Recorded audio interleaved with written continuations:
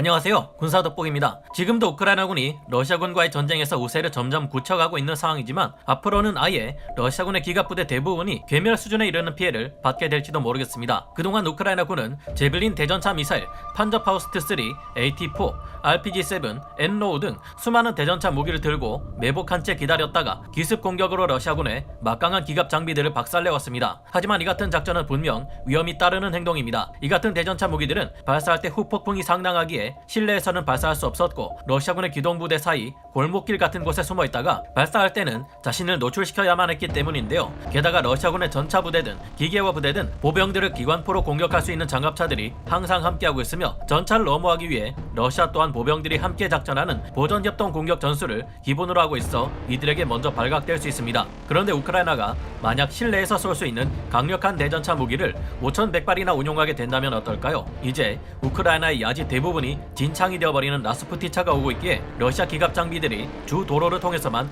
기동이 가능한 상태입니다. 하지만 잘 닦여진 도로들은 주로 시가지이며 숨을 곳이 아주 많죠.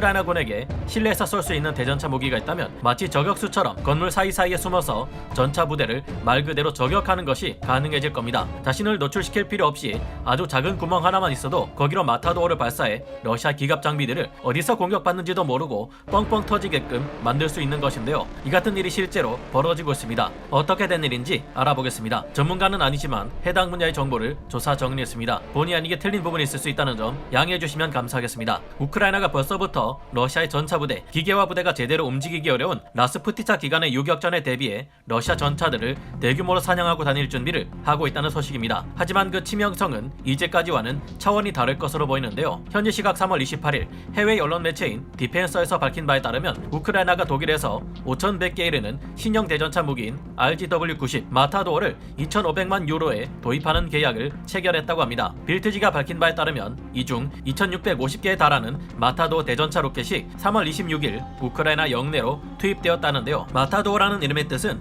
투사들 중에서도 마지막에 화려하게 소를 끝내는 투사를 뜻하는 말인데요. 스페인어의 킬러라는 의미에서 유래했으며 황소처럼 돌진해오는 기갑 장비를 끝장낸다는 의미를 부여한 것이라 볼 수 있습니다. 마타도어는 싱가포르와 이스라엘, 독일이 합작해 만들어낸 휴대용 대전차 로켓으로 싱가포르군과 싱가포르 국방부의 과학기술연구원, 이스라엘의 라파엘, 독일의 다이너마이트 노벨이 개발에 참여해 만들어낸 무기입니다. 마타도어는 중량 8.9kg에 1m 정도의 크기를 가지고 있으며 500m 이르는 유효 사거리와 균질 아변 장갑을 기준으로 500mm의 장갑을 관통할 수 있는 능력을 지니고 있습니다. 마타도어는 국토의 대부분이 도시화되어 있는 이유 때문에 시가전에 유용한 대전차 로켓이 필요하다는 싱가포르의 요구에 의해 만들어졌는데요. 마타도어는 암브루스트 무반동포처럼 카운터매스라는 것을 가지고 있어서 발사 시 발생하는 강력한 후폭풍을 크게 줄여줍니다. 카운터매스란 플라스틱 조각들이 합쳐진 원통으로 마타도어의 뒷부분에 뚜껑처럼 달려있는 구조물을 말하는데요. 마타도어를 발사하면 카운터매스가 뒤로 밀려나면서 반동과 후폭풍을 흡수하고 산산이 부서지게 됩니다. 하지만 카운터매스가 부서지며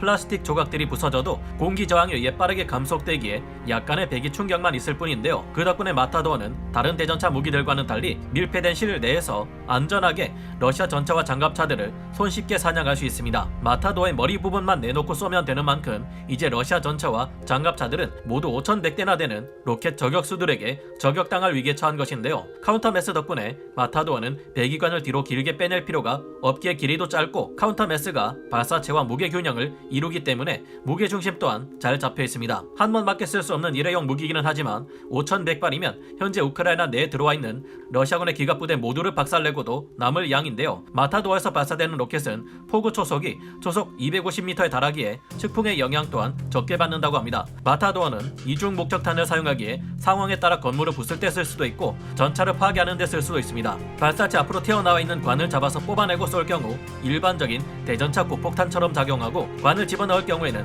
마치 점착 유탄처럼 목표물에 퍼져서 착 달라붙은 다음 기폭하게 되는데요. 콘크리트 구조물에 최소한 직경 45cm의 구멍을 뚫을 수 있고 전차에 쏠 경우 균질 아변 장갑을 기준으로 500mm 관통력을 발휘하는데 이 정도로는 현대 주력 전차를 상대하기엔 부족한 감이 있다고 평가되어 왔었습니다. 하지만 현재 우크라이나 내에서 각종 대전차 무기에 공격받은 러시아군의 전차들은 마타도어보다 관통력이 훨씬 약한 대전차 무기들에도 뻥뻥 잘만 터져나가는 모습을 보여주고 있는 만큼 마타도어가 사용될 경우 더욱 무서운 피해를 줄 수 있을 것으로 보입니다. 있습니다. 게다가 조준경이 피카티니 레일로 본체에 결합되어 있기 때문에 필요할 경우 고배율의 조준경으로 교체하거나 야간 투시경을 결합해 야간에도 사용할 수 있습니다. 그런 만큼 이제는 우크라이나군이 5100발이나 되는 마타도어를 사용해 건물 사이사이 창문, 작은 틈새 사이에 숨어서 밤이고 낮이고 할 것 없이 보이는 족족 러시아군의 기갑부대를 박살낼 수 있게 되는 것인데요. 그러면 러시아군 입장에서는 도시로 안 들어가고 밖에서 포화를 쏟아보면 되는 거 아닌가 싶지만 이들의 탄약은 이미 바닥을 드러내고 있어 그럴 수 없는 상황입니다. 그럼 도로로 가지 않고 야지로 기동하면 안 되나 싶지만 이제 러시아 전차들을 진흙 속에 파묻어버릴 라스푸티차가 본격적으로 시작될 상황이죠. 어쩔 수 없이 도심지 사이로 작전을 수행하기 위해 이동하다가 우크라이나군의 마타도어에 의해 이제까지보다 더욱 심한 대규모 피해를 러시아군 기갑부대는 입게 될 것으로 전망됩니다. 여러분은 어떻게 생각하시나요? 오늘 군사 돋보기 여기서 마치고요. 다음 시간에 다시 돌아오겠습니다. 감사합니다. 영상을 재밌게 보셨다면 구독, 좋아요, 알림 설정 부탁드리겠습니다.